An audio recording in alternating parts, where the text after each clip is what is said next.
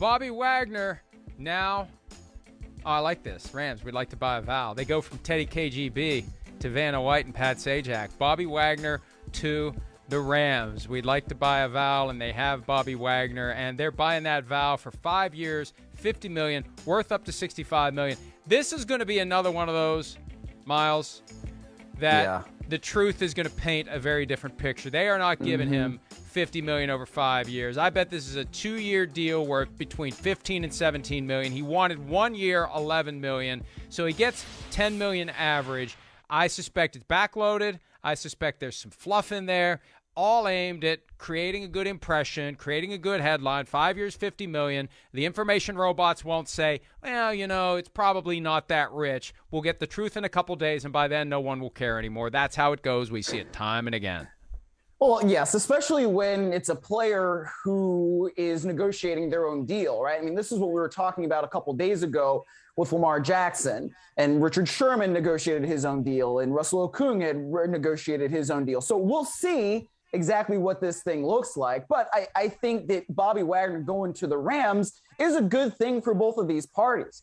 I mean, the Rams now invest in a linebacker who's a veteran, but who knows that NFC West division extremely well, still playing at a pretty high level. I mean, is he going to be the Bobby Wagner who had his hair on fire in like 2013, 2014, 2015 when the Legion of Boom was still the Legion of Boom? Maybe not, but he's so smart as a linebacker, knows how to diagnose things off the line of scrimmage once the ball gets snapped, that he's still, I think, going to be very, very productive for Los Angeles. And I suspect this is a real contract from the standpoint of if it wasn't, Bobby Wagner would have just waited. Why not wait if you're not getting real money? This is probably real money. It's probably the best he was going to see, and he recognized that this is the best he's going to get. And the Rams may have said to him, we've got other guys that we're going to sign. We've got other things we're going to do with this money. We need to know what you're going to do. We need you to be all in now because we just can't leave this package, whatever the details may suggest. We can't leave it on the table indefinitely. And the Ravens were in on Bobby Wagner. The Cowboys were not bashful about saying they weren't interested, even though Dan Quinn has that long-standing connection to Bobby Wagner back to the days of the Legion of Boom. But now you've got 3 great players, one at every level of the Rams defense. Aaron Donald, Bobby Wagner, Jalen Ramsey. And look, Wagner is on the back 9. He may be moving toward the 17th green. But still, at a time when the NFC generally is weakening, the Rams go out and they add a piece that makes their defense better. And they got to be feeling good about that. You know, we spent so much time last year presuming the Buccaneers were going to repeat. There's been very little talk about the Rams winning back-to-back championships.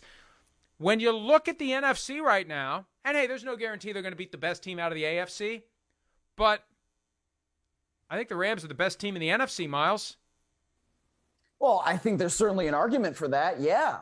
I mean, you can look at the Buccaneers and say that they, on paper, maybe appear to be, but the Rams have gotten the best of the Buccaneers every single time they've played since Tom Brady has been there in 2020. For whatever reason, the Buccaneers have a bad matchup whenever they face the LA Rams now. So, I mean, yeah, I think even if you're taking Robert Woods away from that roster, and Robert Woods has been instrumental in the Rams' success since he got there and Sean McVay got there in 2017. McVay mentioned that in his press conference there down there at the league meetings, along with Andrew Whitworth, who was one of the first free agent signings that they had.